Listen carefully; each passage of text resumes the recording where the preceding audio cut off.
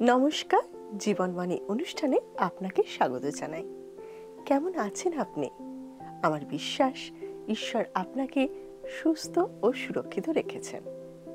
আপনি যদি আজকে প্রথমবার আমাদের এই জীবনবাণী অনুষ্ঠানে উপস্থিত আছেন, অথবা আপনি এই জীবনবাণী সম্পর্কে বিশেষ কিছু জানেন না, তাহলে আপনাকে বলি, এই অনুষ্ঠানে আমরা ঈশ্বরের বাক্য বাইবেল থেকে বিভিন্ন পুস্তক ধারাবাহিকভাবে অধ্যয়ন করে থাকি। আমার বিশ্বাস ঈশ্বরের বাক্যের এই আলোচনা অবশ্যই আপনার ভালো লাগবে। তাহলে আসুন আমরা শুনি ঈশ্বরের বাক্য আজ আমাদেরকে কি শিখাতে চান। হলো হৃদয়ে খোলা, শ্রবণ করো জীবন বাণী, নম্র চিতে শ্রবণ করো, নম্র চিতে শ্রবণ করো, খ্রিস্ট যিশুর জীবন খানি।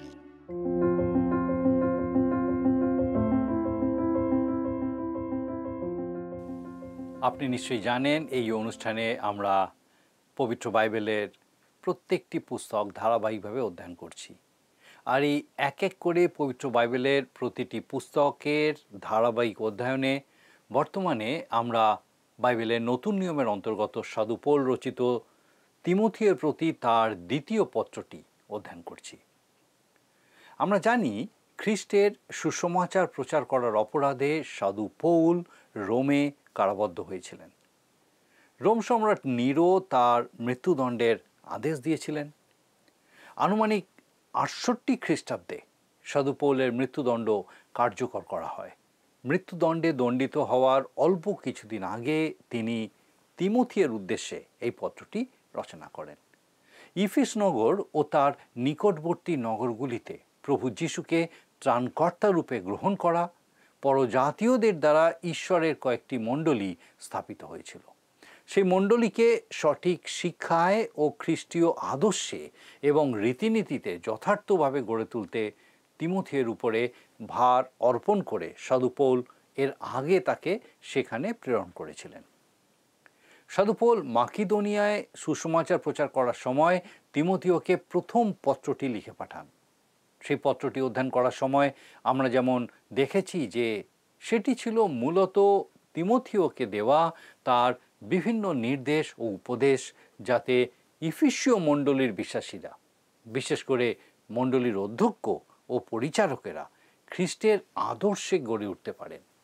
তিমথিয়ের উদ্দেশ্যে সাধু পৌল রচিত দ্বিতীয় পত্রটিতেও আমরা একটি খ্রিস্টীয় জীবনযাপনের জন্য তার দেওয়া অনেক নির্দেশ এবং উপদেশ লক্ষ্য করি। তবে এই পত্রটি অনেক বেশি ব্যক্তিগত ভাবাবেগে রচনা করা হয়েছে। সাধু পৌল এবং তিমথিও উভয়ই সাধু পৌলের মৃত্যুদণ্ডের বিষয়ে অবগত ছিলেন, আর সেই কারণে তিনি তিমথিয়ের সঙ্গে সাক্ষাৎ করার জন্য আকাঙ্ক্ষিত হয়েছিলেন। তিনি তাকে উপদেশ দিয়ে বলেছিলেন যেন সুসমাচার প্রচারে ক্লেশ ভোগ করতে তিনি যেন প্রস্তুত থাকেন, ভীত না হন। এই পত্রের একটি গুরুত্বপূর্ণ বিষয় হলো এই যুগান্তে মণ্ডলীর শেষ সময়ে মানুষের যে অধঃপতন হবে সেই বিষয়ে বিস্তারিত আলোচনা করা হয়েছে। সেই বিষম সময়ের মধ্যেও ঈশ্বরের জ্ঞানে কিভাবে বিশ্বাসীরা পরিপক্ক হয়ে উঠতে পারে সেই পরামর্শ সাধু পৌল দিয়েছেন। আমরা এই সমস্ত বিষয়গুলি আমাদের গত পর্বগুলিতে অধ্যয়ন করেছি। আজ আমরা এই পুস্তকের চতুর্থ তথা শেষ অধ্যায়টি নিয়ে আলোচনা করব। এই অংশে আমরা সাধু পৌলকে শেষকালের বিষয়ে আরও কিছু নির্দেশ দিতে দেখব। আমরা যখন দ্বিতীয় তিমথিয়ের শেষ অধ্যায়ে এসে পৌঁছাই তখন সেখানে একটি বেদনা সুর আমরা লক্ষ্য করি। এখানে প্রথমে সাধু পৌল তিমথিওকে শেষ দিনগুলোর জন্য কয়েকটি নির্দেশ দিয়েছেন। এরপর আমরা পাব তার মৃত্যুর আগে শেষ সাক্ষ্য, সম্ভবত তার লেখা শেষ কথা। আমরা এই অধ্যায়টি পাঠ করতে করতে তার একাকিত্বের অনুভূতি উপলব্ধি করতে পারি। তিনি রোমে বন্দী হয়ে এক ভয়ঙ্কর কারাগারে একাকী দিন কাটাচ্ছিলেন। তিনি ঠান্ডায় খুব কষ্ট পাচ্ছিলেন আর তিমথিওকে তার শাল নিয়ে আসতে বলেছিলেন।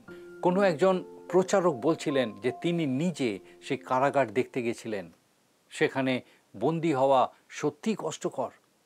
তিনি নিঃসঙ্গ, তার সময় অতি ধীর গতিতে এগিয়ে চলেছে, তাই তিনি তিমথিওকে অনুরোধ করেছেন যেন তার পুস্তকগুলো, বিশেষ করে তার চামড়ার পুস্তকগুলো তিনি যেন নিয়ে আসেন। কিন্তু এই বেদনা ও একাকিত্বের মধ্যেও যখন সাধু পৌল তার বিশ্বাসের পুত্র তিমথিওকে তার শেষ আদেশ দেবেন, তখন আমরা একটা বিজয়ের সুর শুনতে পাব। যখন আমরা তার কথা শুনব, তখনই আসলে ঈশ্বরের সেই কথাই শুনব যা তিনি আমাদেরকে জানাতে চেয়েছেন। এটাই আমাদের প্রতি তার চূড়ান্ত বার্তা। যদি আপনি এটি গ্রহণ করতে প্রস্তুত না থাকেন, তবে আমি মনে করি না যে ঈশ্বরের আপনার জন্য আর কিছু বলার আছে। দ্বিতীয় তিমথিয়ের 4 অধ্যায়ের প্রথম অংশের বিষয়বস্তু হল তিমথিয়ের প্রতি সাধু পৌলের আজ্ঞা। আমরা প্রথমে প্রথম পদ পাঠ করব। আমার অনুরোধ, যদি আপনার কাছে বাইবেল থাকে অবশ্যই আমার সঙ্গে বাইবেল খুলুন। দ্বিতীয় তিমথিয়ের পুস্তক তার 4 অধ্যায়, আসুন আমরা 1 পদটা পড়ি, প্রথম পদ পড়ি। আমি ঈশ্বরের সাক্ষাতে এবং যিনি জীবিত ও মৃতগণের বিচার করিবেন, সেই খ্রিস্ট যিশুর সাক্ষাতে তাঁহার প্রকাশ প্রাপ্তি ও তাঁহার রাজ্যের দোহাই দিয়া তোমাকে এই দৃঢ় আজ্ঞা দিতেছি, তুমি বাক্য প্রচার করো। এটি ঈশ্বর ও প্রভু খ্রিস্ট যিশুর উপস্থিতিতে প্রদত্ত এক অত্যন্ত গম্ভীর আদেশ বা নির্দেশ। তাঁহার প্রকাশ প্রাপ্তি ও তাঁহার রাজ্যের দোহাই দিয়া। খ্রিস্টের প্রকাশ প্রাপ্তি এবং তার রাজ্য এক নয়। তাঁর প্রকাশ প্রাপ্তি বলতে বোঝায় এপিফানি, অর্থাৎ তার সঙ্গে মণ্ডলীর মিলন বা র্যাপচার, যখন খ্রিস্ট তার বিশ্বাসীদের জগৎ থেকে তুলে নিয়ে যাবেন। তার রাজ্য বলতে বোঝায় সেই সময় যখন খ্রিস্ট পৃথিবীতে প্রত্যাবর্তন করে তার রাজ্য প্রতিষ্ঠা করবেন। তিনি দুবার বিচার করবেন। প্রথমে তিনি তার নিজস্ব লোকদের বিচার করবেন, যখন তিনি তাদের জগৎ থেকে সংগ্রহ করে নেবেন। তারপরে তিনি সেই ব্যক্তিদেরও বিচার করবেন যারা মহাক্লেশের সময় ঈশ্বরের দিকে ফিরে আসবে। আমরা যারা বিশ্বাসী, তাদের প্রত্যেকেই কোনো না কোনো সময় তার সামনে দাঁড়াতে হবে। আমাদের জীবন পরীক্ষিত হবে, যাতে নির্ধারিত হয় আমরা পুরস্কার পাবো কি না। সাধু পৌল বলছেন, তিমথিও, যেহেতু তুমি একদিন খ্রিস্টের সামনে দাঁড়াবে এবং তোমার জীবন বিচারিত হবে, তাই তুমি এই কাজগুলি নিশ্চয়ই করো। তিমথিওকে দেওয়া এই নির্দেশ তখন যেমন গুরুত্বপূর্ণ ছিল, আজও ঠিক ততটাই প্রাসঙ্গিক। বর্তমান সময়ে এটাই আমাদের প্রতি ঈশ্বরের বার্তা। তিনি এখন আপনাকে ও আমাকে এই কথাগুলো বলছেন। সাধু পৌল তিমথিওকে আজ্ঞা দিয়েছেন, তুমি বাক্য প্রচার করো, সময়ে অসময়ে কার্যে অনুরক্ত হও, সম্পূর্ণ সহিষ্ণুতা ও শিক্ষাদান পূর্বক অনুযোগ করো, ভৎসনা করো, চেতনা দাও। আমরা দেখতে পাই 2 পদে এই বিষয়টা লেখা আছে, বাক্য প্রচার করো। এই কথার অর্থ হলো ঈশ্বরের বাক্য ঘোষণা করা, সেটিকে প্রচার করা, একজন বার্তাবাহকের মতো সেটা সবার সামনে তুলে ধরা। এই বাক্যটি এক ধরনের যুদ্ধের আহ্বান বা স্লোগান, যা মানুষকে সাড়া দিতে উৎসাহ দেয়। ঠিক একইভাবে আজকের দিনেও আমাদের স্লোগান হলো বাক্য প্রচার করো, সময়ে অসময়ে কার্যে অনুরক্ত হও। অন্য কথায় সাধু পৌল বোঝাতে চেয়েছেন যে আমাদের যে কোনো সময় ঈশ্বরের বাক্য প্রচার করতে প্রস্তুত থাকতে হবে। যদি কেউ আপনাকে রাত 2টোর সময় জাগিয়ে তোলে, তবুও ঈশ্বরের বাক্য প্রচার করার জন্য আপনার সক্ষম হওয়া উচিত। লক্ষ্য করুন, এখানে বলা হয়নি বাইবেলের বিষয়ে প্রচার করো, বরং বলা হয়েছে বাক্য প্রচার করো। আমার এক বুদ্ধিমান ছাত্র মাঝে মাঝে কিছু চমৎকার মন্তব্য করত। একদিন সে এক অধ্যাপককে বলেছিল, আপনি এই সেমিনারি থেকে স্নাতক হতে পারেন, কিন্তু আপনার নিজের কোনো বাইবেল না থাকলেও চলবে। কেন সে এমন কথা বলেছিল? কারণ আমরা মূলত বাইবেলের বিষয়ে অধ্যয়ন করতাম, কিন্তু বাইবেলকে যথেষ্ট গভীরভাবে অধ্যয়ন করতাম না। সাধু পৌল আমাদেরকে বলেছেন, বাক্য প্রচার করো, শুধু তার বিষয়ে কথা বলার জন্য নয়, বরং সেটি সরাসরি শিক্ষা দেওয়ার জন্য। এখানে আরেকটি সূক্ষ্ম বিষয় লক্ষ্য করুন। সাধু পৌল বলেননি বাক্য থেকে প্রচার করো। তিনি বলেননি যে কোনো একটি পদ উদ্ধৃত করে তাকে নিয়ে একটি ভাষণ তৈরি করো। একজন জ্ঞানী মানুষ যথার্থই বলেছেন, যখন একটি পাঠ্যাংশ তার প্রসঙ্গ থেকে বিচ্ছিন্ন করা হয় তখন সেটা শুধু অজুহাত হয়ে যায়। আমাদের কাজ ঈশ্বরের বাক্য সম্পর্কে প্রচার করা নয়, বা শুধু বাইবেলের কিছু অংশ তুলে ধরে প্রচার করা নয়, বরং সম্পূর্ণভাবে ঈশ্বরের বাক্যকেই প্রচার করা। অনুযোগ, এটি দৃঢ় প্রত্যয় ও গভীর বিশ্বাসের সাথে দেওয়া উচিত। ভৎসনা শব্দের আসল অর্থ হলো ভয় প্রদর্শন করা বা হুমকি দেওয়া। আমার এক পালকের কথা মনে আছে, যিনি ঈশ্বরের অতি বিশ্বস্ত দাস ছিলেন। আমি তাকে লোকদের সঙ্গে প্রায় হুমকি দিয়ে কথা বলতে শুনেছিলাম। তিনি বলতেন, আমি এমন কোনো পরিচারককে চাই না যিনি ঠিকভাবে মণ্ডলীর সেবা করেন না। তার যদি সেবা করার ইচ্ছা না থাকে তাহলে তিনি যেন মণ্ডলীতে না থাকেন। এই ধরনের পালকদের বেশি দেখা যায় না, যাদের এইভাবে কথা বলার শক্তি আছে। চেতনা কথার অর্থ হলো সান্ত্বনা। এমন অনেক সময় আসে যখন বিশ্বাসীদের সত্যি সান্ত্বনার প্রয়োজন হয়। সম্পূর্ণ সহিষ্ণুতা কথার অর্থ হলো আমরা যারা ঈশ্বরের বাক্য প্রচার করি তাদের অসীম ধৈর্য ধারণ করা প্রয়োজন। শিক্ষাদান পূর্বক এর অর্থ হলো, যেমন আমরা আগেও বলেছি, শিক্ষা দেওয়া। প্রত্যেক খ্রিস্টীয় কর্মীর উচিত একটি শিক্ষার কর্মসূচি বা সেবা কাজ থাকা। এই সব কিছুই ঈশ্বরের বাক্য প্রচারের অন্তর্ভুক্ত। এবারে আমরা 3 পদ পাঠ করি। কেননা এমন সময় আসিবে যে সময় লোকেরা নিরাময় শিক্ষা সহ্য করিবে না। আসুন 3 পদ, 2 তিমথিও 4 3 পদ আমার সঙ্গে বাইবেল থেকে পড়ুন।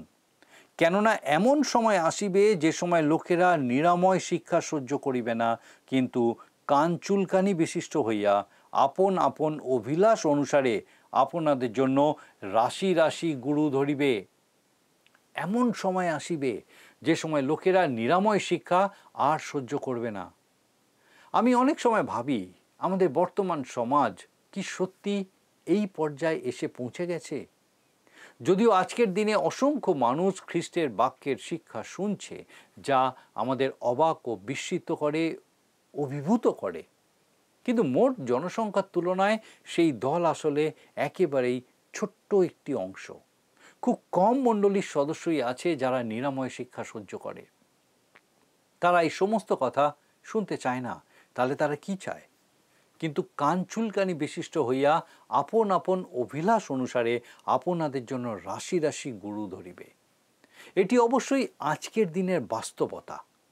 কেউ বলেছেন যে আধুনিক মণ্ডলী এমন একটা জায়গা হয়ে উঠেছে যেখান থেকে মানুষ যা বলে সেটাই প্রতিধ্বনি হয়। কান চুলকানি বিশিষ্ট। প্রভুর এক দাস বলেছেন, কেউ কেউ শুনতে আসে, শিখতে নয়। যেমন আমরা বিনোদনের জন্য থিয়েটারে যাই, কেবল বক্তার কথা, কণ্ঠস্বর বা নাটকের মাধ্যমে কান তৃপ্ত করার জন্য। আজ আমরা চারিদিকে কি দেখছি? একজন বলেছেন, কিছু মানুষ মণ্ডলীতে যায় চোখ বন্ধ করে একটু ঝিমিয়ে নেওয়ার জন্য, আর কিছু মানুষ যায় অন্যের পোশাক দেখার জন্য। অর্থাৎ তারা নিরাময় সুষ্ঠু উপদেশ শুনতে মণ্ডলীতে যায় না। তারা খ্রিস্টের বাক্য শুনতে চায় না। তারা এর পরিবর্তে অন্য কিছু চায়। এক মণ্ডলীর এক বিশিষ্ট পালক এই কথা বলেছেন। তারা খ্রিস্টীয় শিল্পীদের কাছ থেকে ধর্মীয় বিনোদন চায়, যারা তাদের কানে সুরসুরি দেবে। আজকের মণ্ডলীতে আমরা নতুনত্বের প্রতি আসক্ত। আবেগঘন সিনেমা, নাটক, তাল মেলানোর সঙ্গীত, রঙিন আলো ইত্যাদি। যে ব্যক্তি শুধু বাইবেল খুলে পাঠ করে তাকে প্রত্যাখ্যান করা হয়, আর তুচ্ছ ধর্মীয় বিনোদনকারীরা খ্যাতির শিখরে পৌঁছে যায়। আসুন এখন আমরা 4 পদটা পড়ি। দেখুন লেখা আছে, এবং সত্য হইতে কান ফিরাইয়া গল্পের দিকে বিপথে যাইবে। তারা সব সময় নতুন কিছু চায়, এমন কিছু যা তাদেরকে আনন্দ দেবে। অনেক মানুষের কান চুলকায়। তারা অদ্ভুত, অস্বাভাবিক নতুন নতুন বিষয় শুনতে পছন্দ করে। তারা বিনোদন চায়। কিন্তু খ্রিস্টের বাক্য গ্রহণ করতে চায় না। অনেকেই আমাকে বলেছেন যে যখন তারা প্রথমবার আমাদের অনুষ্ঠান শুনতে শুরু করেছিলেন তখন আমাদের কথাগুলো তাদের ভালো লাগেনি। তারা অভিযোগ করেছিলেন যে আমাদের কথা নাকি তাদের হৃদয়ে আঘাত করেছে। কিন্তু তারা তো সবাই অপরিচিত মানুষ, আমাদের কথা কিভাবে তাদের হৃদয়কে আঘাত করবে? আসলে খ্রিস্টের বাক্যই তা করেছে, আমরা তো শুধু শাস্ত্র প্রচার করছিলাম। কিন্তু পরে যখন তারা ধারাবাহিকভাবে শুনতে থাকলেন তখন বুঝতে পারলেন যে খ্রিস্টের বাক্য তাদের জন্য মঙ্গলময়। আমি নিশ্চিত অনেকেই আছেন যাদের কথা আমি কখনো শুনিনি। তারা একবার এই অনুষ্ঠান দেখেছিলেন, তারপর দেখা বন্ধ করে দিয়েছিলেন, কারণ তারা খ্রিস্টের বাক্য শুনতে চাননি। তারা বিনোদনী বেশি পছন্দ করতেন। আসুন দেখি 5 পদে লেখা আছে, কিন্তু তুমি সর্ববিষয়ে মিথ্যাচারী হও, দুঃখভোগ স্বীকার করো, সুসমাচার প্রচারকের কার্য করো, তোমার পরিচর্যা সম্পন্ন করো। সুসমাচার প্রচারকের কাজ তখনকার দিনে আজকের মতো অর্থ বহন করত না। সাধু পৌলের সময় একজন সুসমাচার প্রচারক ছিলেন একজন ভ্রমণকারী শিক্ষক। সে অর্থে তিনি নিজেই একজন সুসমাচার প্রচারক ছিলেন। এখন তিনি তিমথিওকে বলছেন, তুমি সুসমাচার প্রচারকের কার্য করো। তিমথিও যখন সাধু পৌলের সঙ্গে ছিলেন তখন তিনি ঠিক সেই কাজই করছিলেন। দুঃখভোগ স্বীকার করো। সাধু পৌল সতর্ক করে দিয়েছিলেন যে শেষ দিনে খ্রিস্টের বাক্য প্রচার করার জন্য তিমথিওকে অনেক কষ্ট সহ্য করতে হবে। আমাদের আজকের পর্বের ঈশ্বরের বাক্যের আলোচনা আমরা এখানেই শেষ করব। আমার বিশ্বাস সাধু পৌল তিমথিওকে যে বিষয়গুলো শেখাতে চাইছিলেন আজকের দিনে আমাদের জন্য সেই বিষয়গুলো বিশেষভাবে প্রযোজ্য। ঈশ্বরের বাক্য শিক্ষা করা, ঈশ্বরের বাক্যে বৃদ্ধি পাওয়া এবং ঈশ্বরের বাক্যের মধ্যে দিয়ে ঈশ্বর যেভাবে আমাদের সঙ্গে কথা বলছেন সেই সকল বিষয়ে বিশেষ করে ধ্যান দেওয়া আমাদের জন্য বিশেষ বিশেষ প্রয়োজন। আসুন আমরা অনুষ্ঠান শেষ করার আগে আজকে দেখে নিই যে এই অংশ থেকে বিশেষভাবে কোন কোন বিষয়গুলো আমরা শিখলাম। শেষকালে প্রভু যীশু খ্রিস্ট জীবিত ও মৃতদের বিচার করতে আসবেন। দ্বিতীয় বিষয়, শেষ সময় পর্যন্ত সময় এবং অসময়ে তিমথিও এবং সেই সঙ্গে সঙ্গে প্রতিটি খ্রিস্ট বিশ্বাসী যেন ঈশ্বরের বাক্য প্রচার করে যান। তৃতীয়ত, কিন্তু জগতে এমন অনেক মানুষ থাকবে যারা এই বাক্য মন দিয়ে শুনবে না, যারা ঈশ্বরের বাক্যের পরিবর্তে বিনোদন চাইবে। তারা বাক্যের মধ্যে দিয়ে বিনোদন লাভ করতে চাইবে, কিন্তু ঈশ্বরের বাক্যের যে সঠিক শিক্ষা, সুস্থ শিক্ষা, সেই শিক্ষা তারা শুনবে না, গ্রহণ করবে না। আমাদের আগামী পর্বে আমরা এই পুস্তকের শেষ অংশ অধ্যয়ন করব, যা হচ্ছে মৃত্যুর আগে দেওয়া সাধু পৌলের অন্তিম সাক্ষ্য। আসুন এখন প্রার্থনায় যাব, আর আমি চাইব আপনি আমার সঙ্গে যোগ দিন। আসুন প্রার্থনা করি। পবিত্র পবিত্র পবিত্র বাহিনীগণের সদা প্রভু সর্বশক্তিমান পিতা, তোমার ধন্যবাদ, স্তুতি, প্রশংসা করি, তোমার গৌরব করি। তোমার পবিত্র পরাক্রমে আমাদের প্রত্যেক মুহূর্তকে তুমি ধরে রেখেছো। স্বর্গীয় পিতা, তোমার ধন্যবাদ, তোমার স্তুতি করি। তোমার জীবন্ত বাক্য তুমি আমাদের জন্য রেখেছো এবং পিতা তুমি চাও যেন আমরা শুধু তোমার বাক্যের শ্রোতা মাত্র না হই, কিন্তু যেন পিতা সেই বাক্য হৃদয়ে গ্রহণ করে এবং সে বাক্য অনুযায়ী চলার মধ্যে দিয়ে তোমার গৌরব করতে পারি। শুধু তাই নয় প্রভু, যেন আমরা আরও অনেককে সেই বাক্য শিখাতে পারি। ধন্যবাদ দিই আমাদের প্রত্যেক দর্শক বন্ধুর জন্য। স্বর্গীয় পিতা, তোমার পবিত্র পরাক্রমে সেই প্রত্যেককে আরেকবার তোমার এই জীবন্ত বাক্য দ্বারা উৎসাহিত, উজ্জীবিত করলে, অনুপ্রাণিত করলে, যেন তারা শুধু বাক্যের শ্রোতা মাত্র না হয়, কিন্তু প্রভু যেন সে বাক্যের কার্যকারী হয় এবং পিতার জন্য তোমার বাক্যের সেই যে নিগুড় সত্য সেই বিষয়ে স্থির থাকে, সেই কান চুলকানি বিশিষ্ট না হয় যারা শুধু বিনোদন চায়। ও প্রভু, আমাদের সেই প্রত্যেক দর্শক বন্ধু, তাদের পরিবার পরিজন প্রত্যেককে তোমার চরণে সমর্পণ করি। স্বর্গীয় পিতা, হয়তো এমন অনেকে আছেন যারা হয়তো চূড়ান্ত হতাশায়, নিরাশায় ডুবে আছেন, কারণ হয়তো জীবনে কোনো আশা তারা দেখতে পাচ্ছেন না। হয়তো অনেক রকম পরিস্থিতি হতে পারে, অসুস্থতা হতে পারে, সাংসারিক সমস্যা হতে পারে, অর্থনৈতিক সমস্যা, যে কোনো কারণই হোক না কেন প্রভু, হয়তো তারা সেই যে হতাশায় নিরাশায় আছে, প্রার্থনা করি তোমার পবিত্র পরাক্রমে সেই প্রত্যেককে সেই হতাশা নিরাশা থেকে তুমি বার করে নিয়ে আসো। তোমার জীবন্ত প্রত্যাশায় পূর্ণ করো, তোমার জীবন্ত আলোকে পূর্ণ করো, যেন প্রত্যেকে পিতাগো তোমার প্রতি দৃষ্টি স্থির রেখে তোমার গৌরব করতে পারে। আমাদের প্রত্যেক দর্শক বন্ধু, তাদের পরিবার পরিজন প্রত্যেককে পিতা তোমার চরণে সমর্পণ করে ধন্যবাদের সঙ্গে প্রার্থনা তোমার যিশু নামে চাই, আমেন।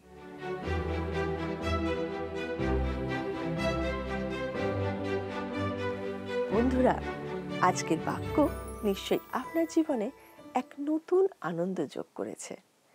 ভোরের আলো ফোটার সাথে সাথে যেমন পাখিরা আনন্দে কলতান শুরু করে, আমার মনে হয় ঈশ্বরের বাক্য শ্রবণ করলে আমাদেরও প্রাণ আনন্দে মেতে ওঠে। আপনি যদি আমাদের এই অনুষ্ঠান বা পুরাতন সম্প্রচারগুলি আবারও দেখতে চান, তাহলে আমাদের অফিসিয়াল ইউটিউব চ্যানেলটি সাবস্ক্রাইব করুন। ভালো লাগলে ভিডিওটি লাইক করুন এবং আপনার বন্ধু বান্ধবদের সাথে শেয়ার করুন। আর অবশ্যই আপনার মতামত কমেন্ট সেকশনে জানান। আপনার আনন্দের কথা আপনি আমাদেরকে জানাতে পারেন টিভি স্ক্রিনে দেওয়া নম্বরে। আমরাও আপনার সাথে প্রভুতে আনন্দ করব। এখন শুনে নিই আজকের দিনের প্রশ্ন। প্রিয় বন্ধু, আসুন আমরা আজকের প্রশ্নোত্তরে আসি। গত সপ্তাহের প্রশ্নের উত্তর অপশন বি, শাস্ত্রলিপি। আজকের প্রশ্ন, এমন সময় আসবে যখন লোকেরা আপন আপন অভিলাষ অনুসারে নিজেদের জন্য রাশি রাশি কি ধরবে? অপশন এ গুরু, বি পালক, সি অধ্যক্ষ, ডি পরিচারক।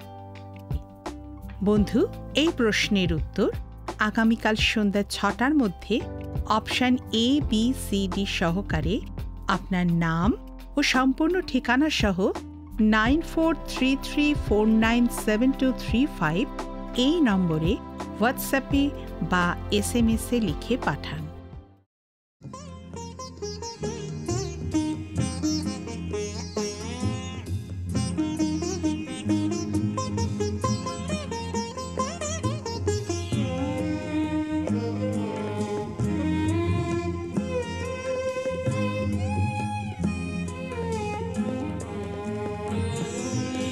যখন আমি স্মরণ করি তোমার ক্রুশটি প্রভু, ভুলিতে দিও না আমারে, ভুলিতে দিও না আমারে তোমার প্রেমটি কভু। যখন আমি স্মরণ করি তোমার ক্রুশটি প্রভু।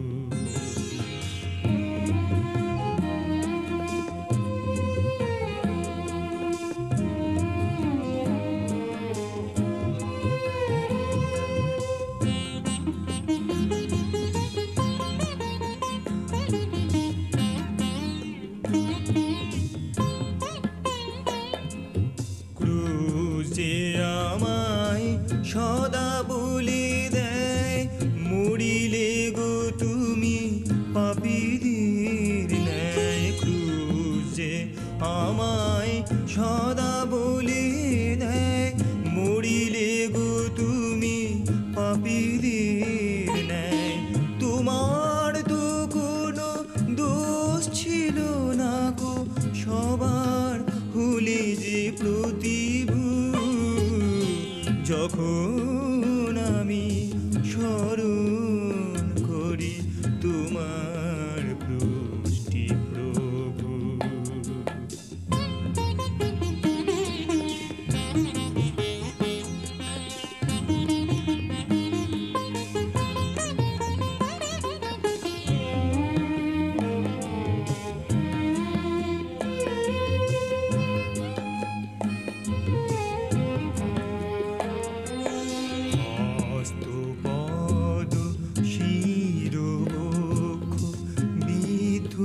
সবার তরে ক্ষমা প্রেম ত্যাগ দেখালে তুমি যে গলগথা ক্রুশ পরে ঝরিল রক্ত ক্রুশেতে তোমার মুক্তি মূল্য দিলে গো সবার ঝরিল রক্ত ক্রুশেতে তোমার মুক্তি মূল্য দিলে গো সবার কি ভাষায় আজি বর্ণিব আমি তোমার মহিমা প্রভু যখন আমি স্মরণ করি তোমার পৃষ্টি প্রভু ভুলিতে দিও না আমারে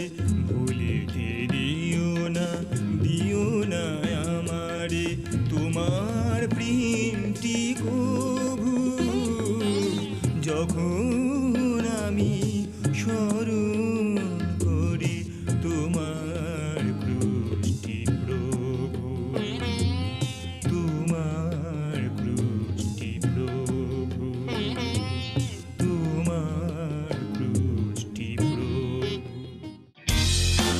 যদি আপনার এই অনুষ্ঠান ভালো লেগে থাকে তাহলে এই নম্বরে একটি মিসড কল করুন। তাহলে আপনি পরের বারের বিজয়ী হতে পারেন।